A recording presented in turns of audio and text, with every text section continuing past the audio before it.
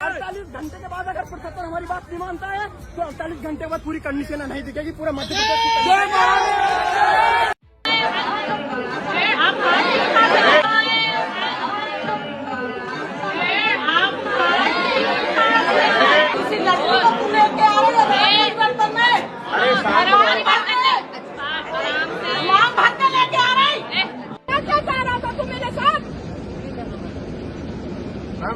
ये देखो मेरा बस पैसेंजर हूँ मैं। वो यहीं खड़ा रहेगा अभी।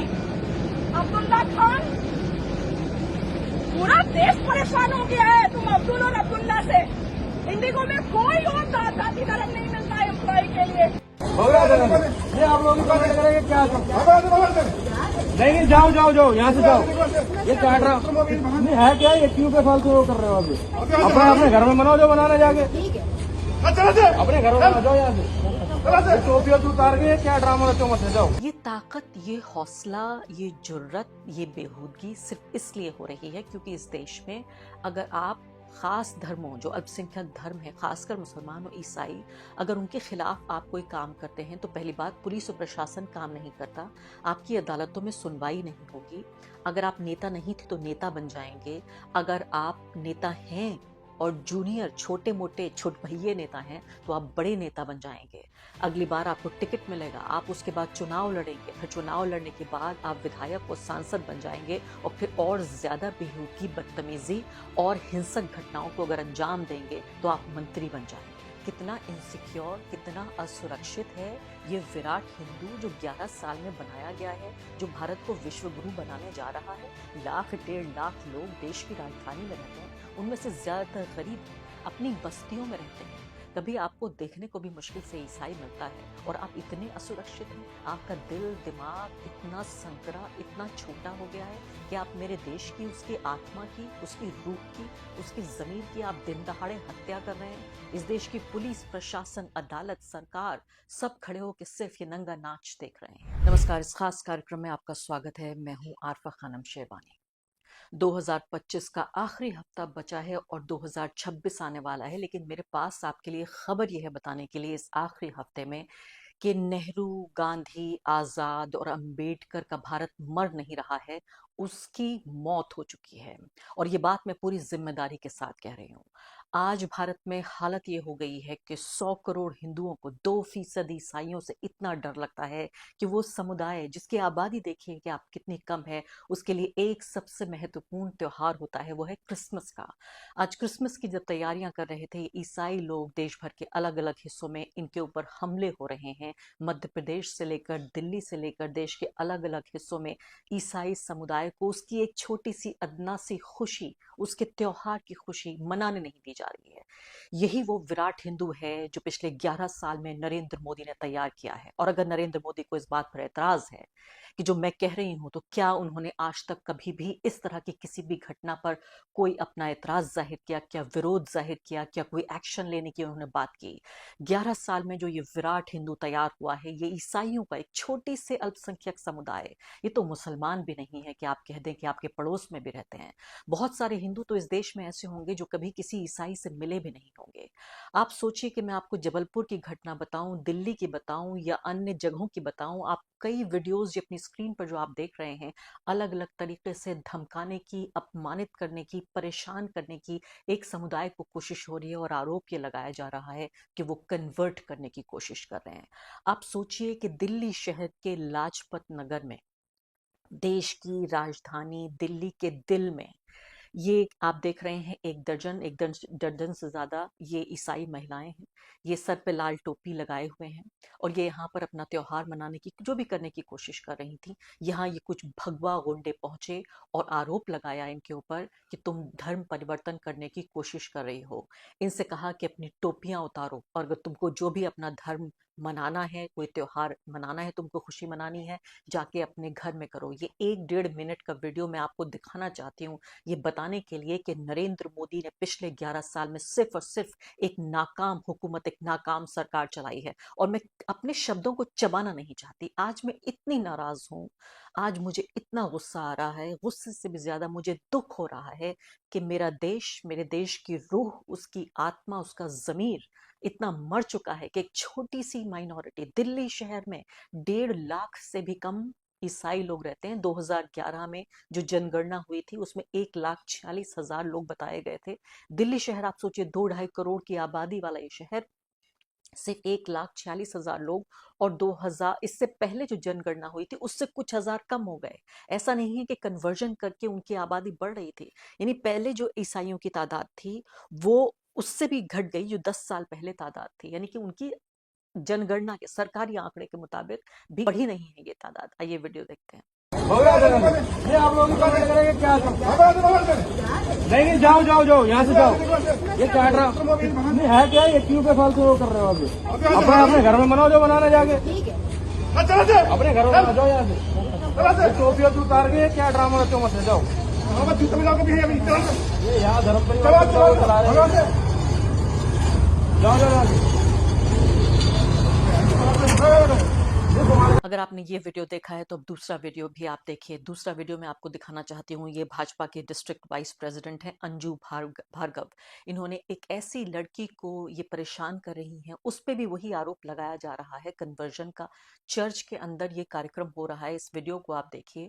और ये बेगैरत, बेशर्म महिला इस ऐसी लड़की को परेशान कर रही है जो खुद देख भी नहीं सकती, विजुअली इम्पेयर्ड है, उसकी अपनी तमाम सेंसेस भी काम नहीं कर रहे हैं, और उसके ऊपर यह आरोप लगाया जा रहा है। उसके अलावा इसको फिजिकली, शारीरिक रूप से इसको असॉल्ट करने की कोशिश हो रही है इसी देश में। और सबसे ज्यादा इस औरत से भी ज्यादा शर्मनाक है ये जो खड़ा हुआ पुलिस अधिकारी है यहाँ पर, ये जो पुलिसमैन खड़ा हुआ है। इसकी ड्यूटी थी संविधान की रक्षा करना, इसकी ड्यूटी है भारत के नागरिकों की आजादी और उसके अलावा उनके अधिकारों की रक्षा करना। इस व्यक्ति को हम और आप टैक्स के पैसे से इसको तनख्वाह देते हैं ताकि हमें ये सुरक्षित रखे, लेकिन इसकी जो वफादारी है वो सीधे तौर पे नजर आ रही है। डरा हुआ लग रहा है पुलिस अधिकारी वहां पर। इसीलिए मैं कहती हूँ कि भारत में न सिर्फ के नेहरू, गांधी, अंबेडकर और आजाद के भारत की मौत हो रही है, बल्कि कानून का राज पूरी तरीके से समाप्त हो गया है। क्या यही है? मुझे बताइए आप, क्या ऐसा ही होने जा रहा है हिंदू राष्ट्र, जहां पर मुसलमानों पे भी तो हो ही रहे हैं, वो तो आदत पड़ गई है रहने की, लेकिन एक छोटी सी माइनॉरिटी ईसाई, उनके ऊपर भी हमले हो रहे हैं। ये वीडियो आप ये देखिए कि इस तरह से इस लड़की को परेशान किया जा रहा है। जबलपुर की ये घटना है और कहा जा रहा है, ये भी महिला यही कह रही है कि रिलीजियस कन्वर्जन हो रहा है। कितना इनसिक्योर, कितना असुरक्षित है ये विराट हिंदू जो 11 साल में बनाया गया है, जो भारत को विश्व गुरु बनाने जा रहा है। 1,00,000-1,50,000 लोग देश की राजधानी में रहते हैं, उनमें से ज्यादातर गरीब हैं, अपनी बस्तियों में रहते हैं। कभी आपको देखने को भी मुश्किल से ईसाई मिलता है और आप इतने असुरक्षित हैं। आपका दिल, दिमाग इतना संकरा, इतना छोटा हो गया है कि आप मेरे देश की, उसकी आत्मा की, उसकी रूह की, उसकी जमीर की आप दिन दहाड़े हत्या कर रहे हैं। इस देश की पुलिस, प्रशासन, अदालत, सरकार सब खड़े होकर सिर्फ ये नंगा नाच देख रहे हैं। ये देखिए, आपकी कन्वर्जन का इल्जाम लगाया। और क्रिसमस के मौके पर आप देखिए, सबसे बड़ी बात यह है, क्रिसमस के मौके पर ये सब कुछ किया जा रहा है। आपका दिल अगर नहीं भरा है अभी इस जुल्म और ज्यादती को देखते हुए, तो मैं आपको तीसरा वीडियो दिखाना चाहती हूँ। रोंगटे खड़े हो गए मैंने जब इस वीडियो को देखा, और खासकर वो व्यक्ति जो साथ में खड़ा हुआ है दूसरे व्यक्ति के, किस तरह से एक व्यक्ति को सिर्फ उसका धर्म अपनाने के लिए कि वो आपके खुदा में नहीं, अपने खुदा में या दूसरे खुदा में यकीन रखता है, वो जो आपका नहीं है, वो भगवान जो आपके जैसा नहीं दिखता, किस तरह से जलील करने की कोशिश हो रही है। वीडियो देखें। और आगे बढ़ने से पहले एक अदना सी गुजारिश कि आप मेंबर बनिए मेरे चैनल का, आरफा खानम शेरवानी। अगर आप मेंबर बनते हैं, आपके समर्थन से आप मेरा हाथ मजबूत करेंगे, इतना मजबूत कि मैं सत्ता का कॉलर पकड़ के सवाल पूछ सकूंगी, और जो हमारे समुदाय में हाशिए के जो तबके हैं उनकी आवाज उठा सकूंगी। आप यकीन जानिए, आपका एक छोटा सा सहयोग मेरे लिए इतना बड़ा होगा जिसके लिए आप अंदाजा भी नहीं लगा सकते। बोलो, वीडियो शुरू करें। मैं ये पूछना चाहता हूं मिस्टर फादर से, चर्च का फादर से मैं पूछना चाहता हूं कि जीसस क्राइस्ट का ग्रंथ का नाम बताओ। कोई ग्रंथ करके नहीं है। हाँ, क्या है? द गॉस्पेल ऑफ जॉन्स, वो सब क्या चीज है? बाइबल क्या चीज है? धार्मिक ग्रंथ है। ये कहाँ से मैन्युफैक्चर हुआ है? जस्ट टेल मी, कहाँ से मैन्युफैक्चर हुआ है? Of course it was not printed in India. Bharatvarsh में ये पैदा हुआ ही नहीं था। विदेशी क्रिश्चियन लोगों का, विदेशी भाषाओं का बाइबल हमारे इंडिया में चलेगा नहीं। हमारा क्या है? चारों वेद है, मनुस्मृति है, उपनिषद है। हम कोई भी क्रिश्चियनों का बाइबल को फॉलो नहीं करेंगे। Am I clear? बोलो। ओम भूर्भुवः स्वः तत्सवितुर्वरेण्यं भर्गो देवस्य धीमहि धियो यो न प्रचोदयात्। ओके, जय Shri Ram. Jesus Christ is not ours. Jesus Christ is not ours. हमारा कौन है? राम भगवान।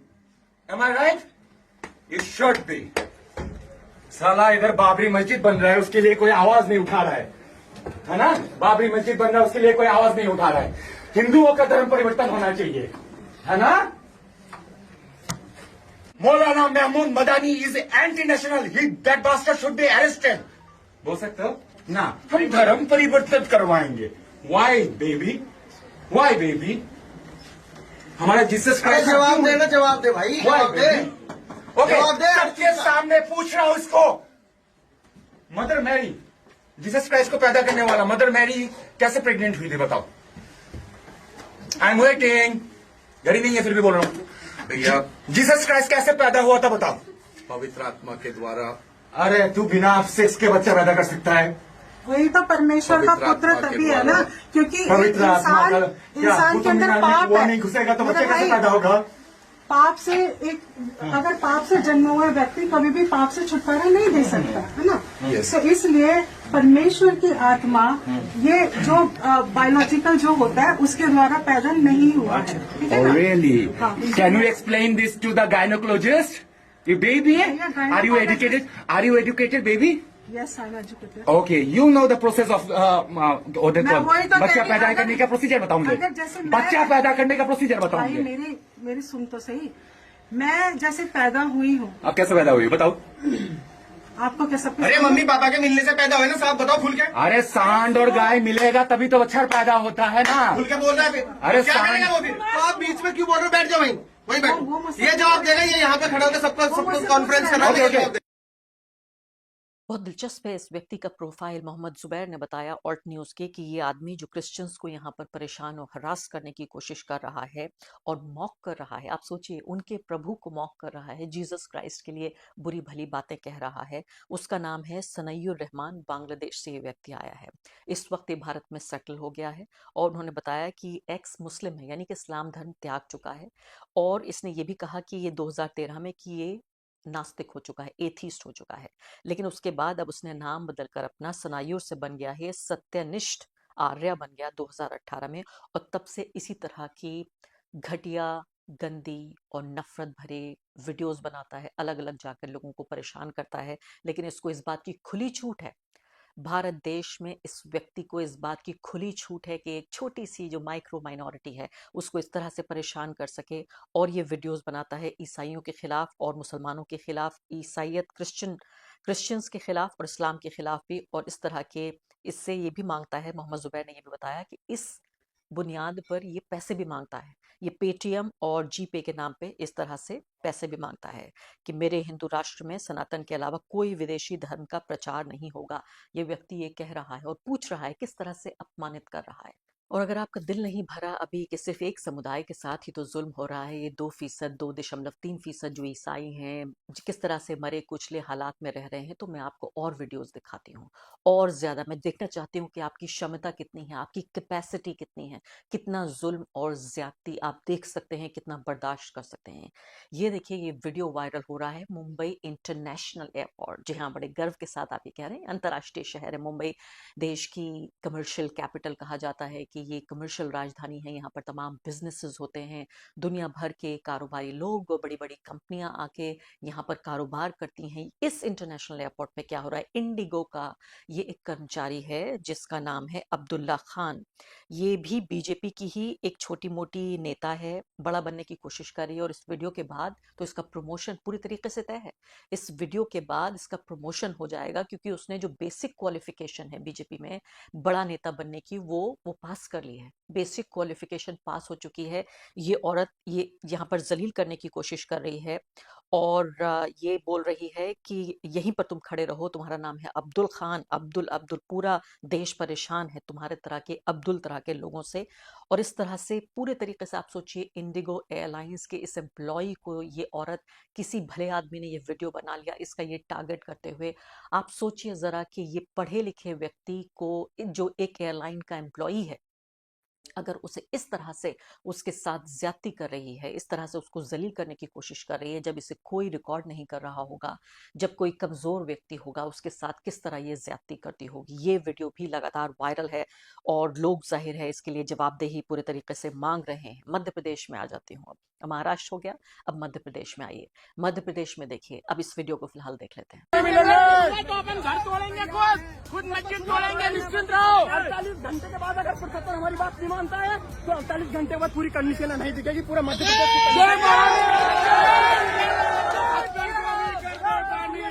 भाइयों से वादा करता हूँ 48 घंटे के बाद नहीं दिखेंगे अगर बुलडोजर नहीं चला तो उनके घरों पर और वो मस्जिद पर, जिस मस्जिद के करनी सेना का ये सदस्य है, जीप पर खड़ा हुआ है, आप देख रहे हैं, और बोल रहा है, पुलिस प्रशासन को सीधे तौर पर धमकी दे रहा है कि यहाँ पर मस्जिद और मुसलमानों के घरों को अगर 48 घंटे के अंदर नहीं ढाया गया तो करनी सेना खुद अपने आप ये डिमोलिशन करेगी, ये खुद ढा देगी यहाँ के मस्जिद को भी और साथ ही यहाँ पे मुस्लिम घरों को भी। ये ताकत, ये हौसला, ये जुर्रत, ये बेहूदगी सिर्फ इसलिए हो रही है क्योंकि इस देश में अगर आप खास धर्मों, जो अल्पसंख्यक धर्म है, खासकर मुसलमान और ईसाई, अगर उनके खिलाफ आप कोई काम करते हैं तो पहली बात, पुलिस और प्रशासन काम नहीं करता, आपकी अदालतों में सुनवाई नहीं होगी। अगर आप नेता नहीं थे तो नेता बन जाएंगे, अगर आप नेता हैं और जूनियर छोटे मोटे छुटभइये नेता हैं तो आप बड़े नेता बन जाएंगे। अगली बार आपको टिकट मिलेगा, आप उसके बाद चुनाव लड़ेंगे, फिर चुनाव लड़ने के बाद आप विधायक और सांसद बन जाएंगे और फिर और ज्यादा बेहूदगी, बदतमीजी और हिंसक घटनाओं को अगर अंजाम देंगे तो आप मंत्री बन जाएंगे। इसके अलावा और भी बन सकते हैं, आप मुख्यमंत्री और प्रधानमंत्री बनने का रास्ता भी पूरे तरीके से साफ है। मैं फिर से कह रही हूँ, आज मेरा दिल इतना दुखी है, मैं ये सब खबर देते हुए, मेरा एक काम है, मैं एक प्रोफेशनल हूँ लेकिन मेरा ये काम है, लेकिन कोई दिन ऐसा आता है जब आप सोचते हैं कि आखिर हो क्या गया इस शहर की, इस देश की, द आइडिया ऑफ इंडिया की, भारत नाम के विचार की, हमारे संविधान की, हमारे राष्ट्र निर्माताओं के सपने की।